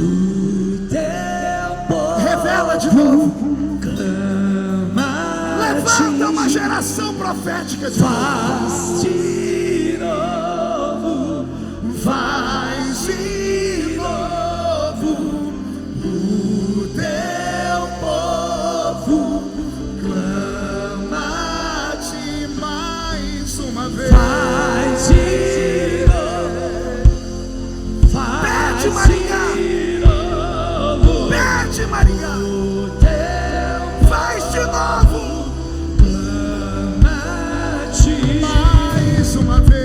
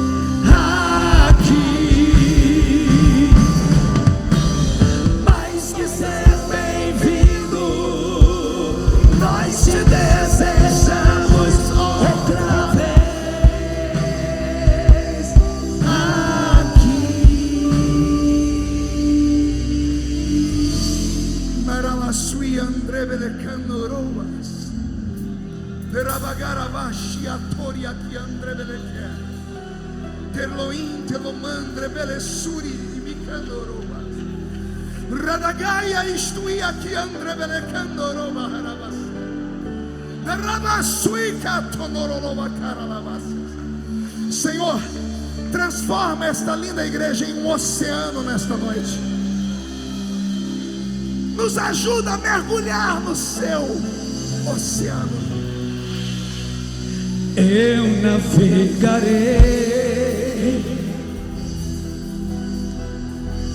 no oceano do Espírito.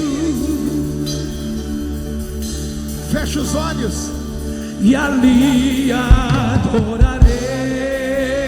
Abra os lábios ao Deus do meu amor.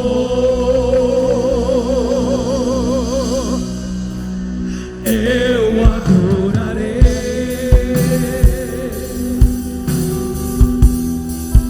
ao Deus da minha vida, que me compreendeu sem nenhuma explicação.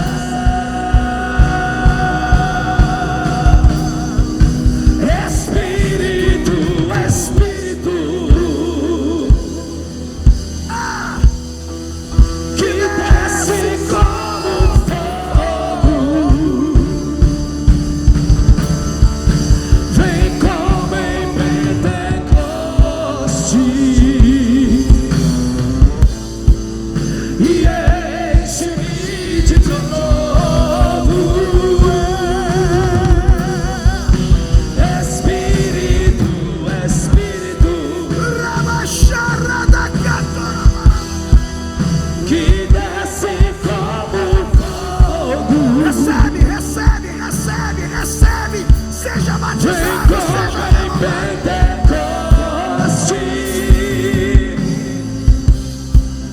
e enche-me de novo. Espírito, Espírito,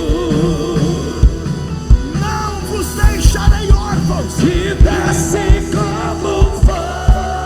Enviarei outro Consolador, Vem como em para que fique convosco para sempre.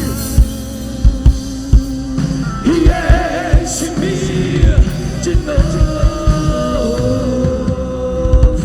De olhos fechados, levante a mão direita para o céu, aberta comigo.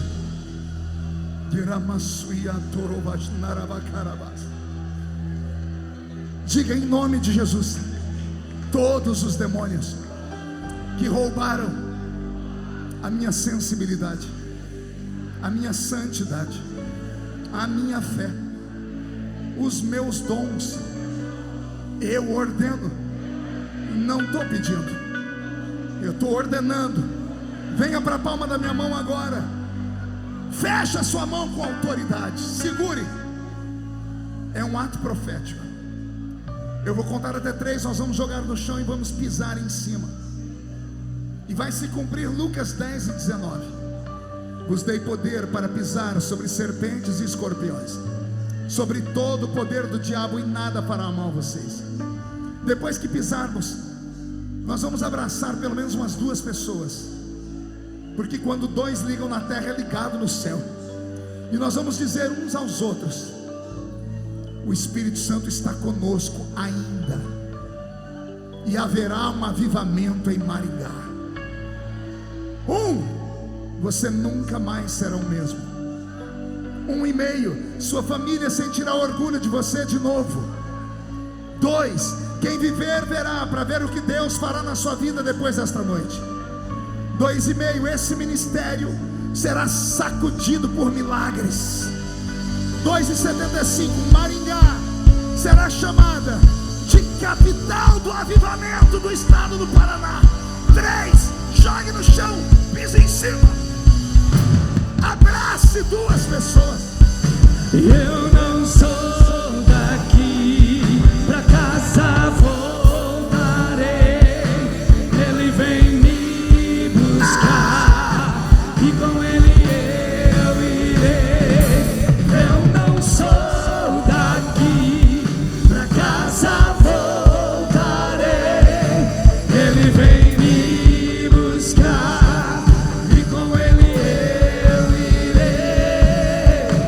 Em breve Jesus no céu vai aparecer, e todo joelho se dobrará, e toda língua confessará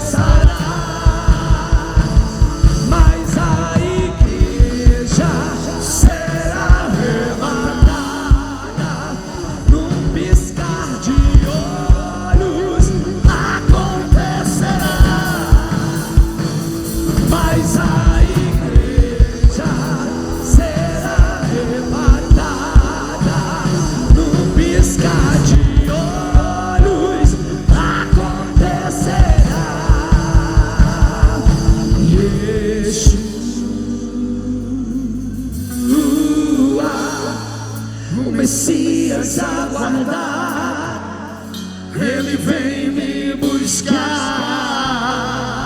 Cante. Yeshua, Chame por Ele. o Messias aguardar, Vem, amado da minha alma. Ele vem me buscar. Vem saltando sobre os montes. Vem, presença divina. O Messias aguardado, Ele vem me buscar.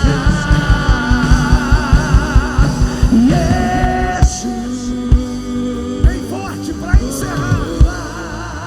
O Messias aguardado, Ele vem me buscar.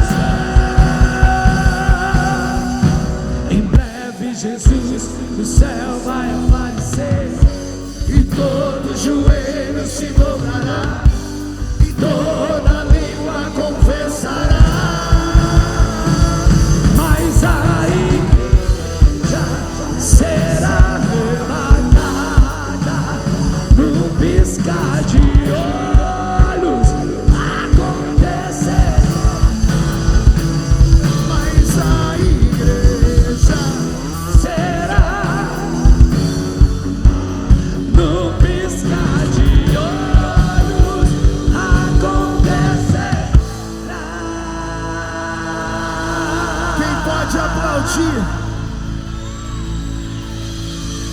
Quem pode aplaudir e gritar? Quem pode aplaudir, gritar e dar um pulo para cima? Sai da frente, Satanás! Estamos em guerra!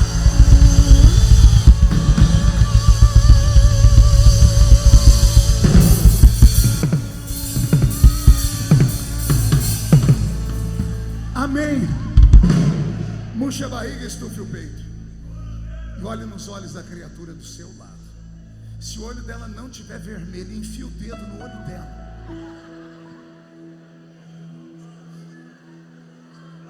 Você entendeu? Está faltando a presença. Você vai levar essa presença para casa hoje. Não se apavore, a pastora depois vai receber ligações. Pessoas vão entrar dentro dos seus carros e vão ser tomados por essa presença. Famílias não vão conseguir comer a pizza. Vão chegar em casa, filhos vão para o quarto.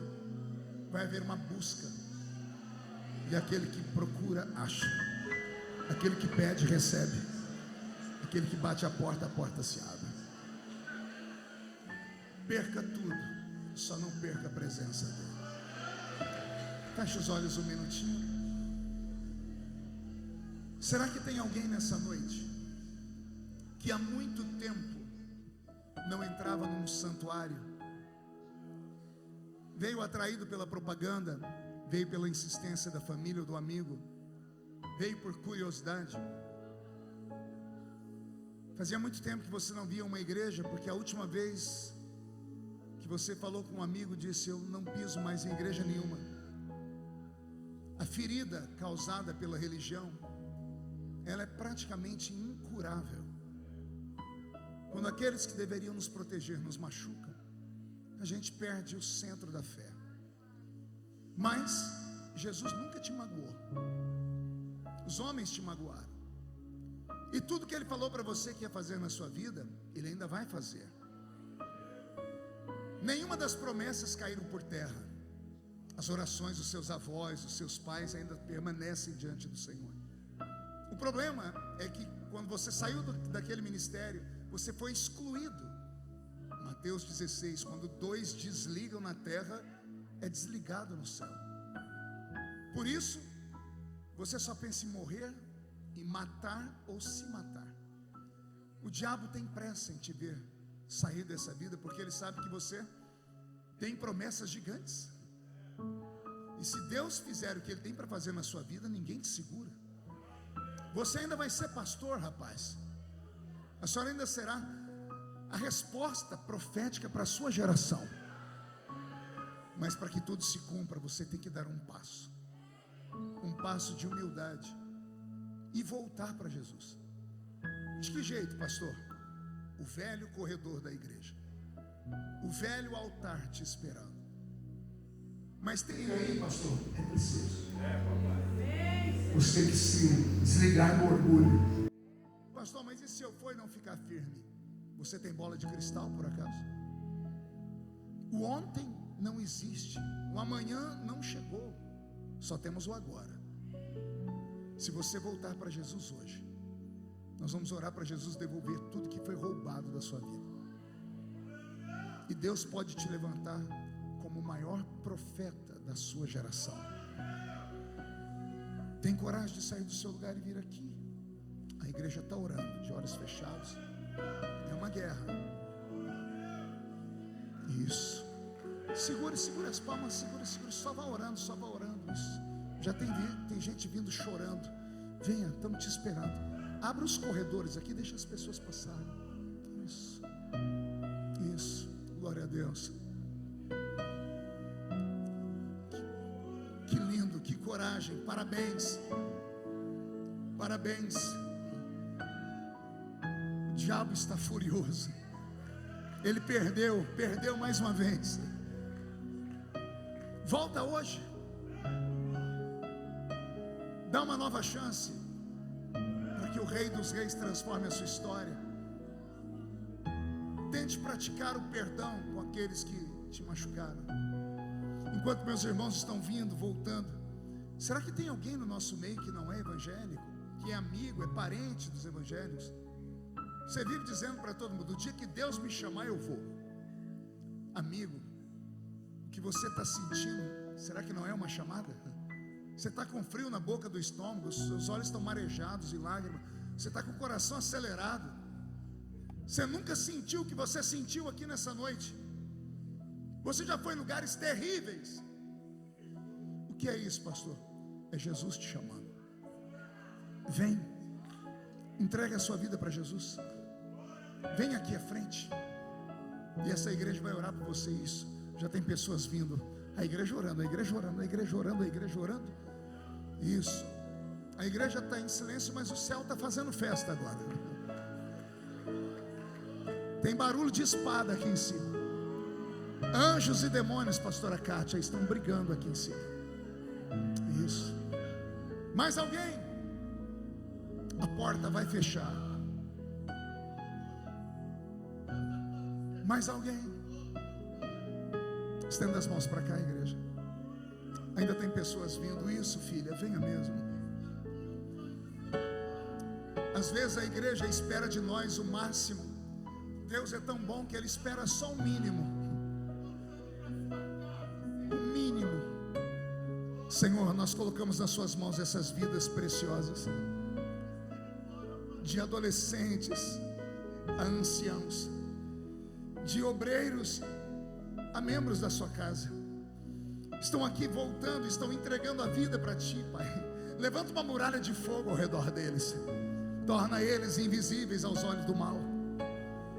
Cubra eles com o seu sangue, perdoando os pecados. Escreve o nome deles no livro da vida e quebra toda maldição herdada ou adquirida. E como igreja nós os recebemos como irmãos, como filhos, como ovelhas do pasto do sumo pastor, e decretamos a salvação e tudo que foi roubado sendo devolvido. E a igreja diz: alguém pode vir aqui abraçar eles? Cadê o pessoal da igreja? Turma da igreja, invade aqui. Aleluia. Amor do seu amor, mais que tudo. Receba um abraço. Eu confio que esse amor tem poder pra curar o vale. Eu dependo desse amor, do seu amor, mais que tudo.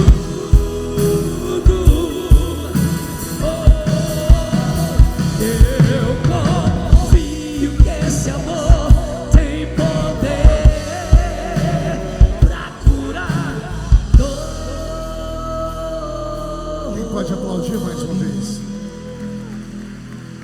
Glória a Deus. Valeu a pena? Posso voltar outro dia? Pastora Kátia, dá um jeito de me trazer mais vezes. Queria vir para ficar uma semana aqui. Doutor Almeida, dá um jeito aí. Eu estou velhinho, mas a bananeira ainda está dando cacho. Posso trazer o Roberto comigo? Tá fechado. Em algum lugar na saída, onde que está? Ali na saída. Ali na porta? Bem no meio. No meio da porta? Aí ninguém vai conseguir sair. Tem uma mesa ali. E esse aqui é meu último filhinho que nasceu. Tem 3 semanas que eu lancei o livro. Ele já esgotou. As últimas unidades estão aqui. Histórias que o céu escreveu em mim. Eu tenho aqui 100 contos, 100 histórias, 100 testemunhos que eu tenho acumulado ao longo de 30 anos pregando. É o primeiro volume, já está saindo o segundo, e o terceiro já está quase pronto. Vão ser cerca de 500 histórias pelas quais eu passei. Para ler tem que pegar um lenço que você vai chorar, vai sorrir, vai se alegrar, vai se fortalecer. Então o livro está ali naquela porta do meio. Roberto me abandonou. É ali. É você que vai lá vender? O Beni vai lá. Beni vai vender o livro? Vai ganhar um sorvete, viu, Beni? Pronto, se vocês puderem levar, vocês serão abençoados. Amém, igreja? Nas suas orações, pastora, por favor. Nas suas orações, orem pelo nosso país. Orem pelo nosso Brasil. Eu acredito em milagres. E eu acredito num milagre tão grande, pastora, que um dia os crentes de Maringá vão vir para o culto no meio de semana, com um radinho de pilha na mão ou um smartphone, ouvindo a voz do Brasil, que hoje ninguém escuta de raiva. Mas um dia o nosso povo vai ouvir com alegria o jornalista falar assim: com a palavra, Sua Excelência, o presidente da República Federativa do Brasil. E o presidente do Brasil vai começar o discurso dele assim: cumprimento os compatriotas brasileiros com a paz do Senhor Jesus. Eu creio.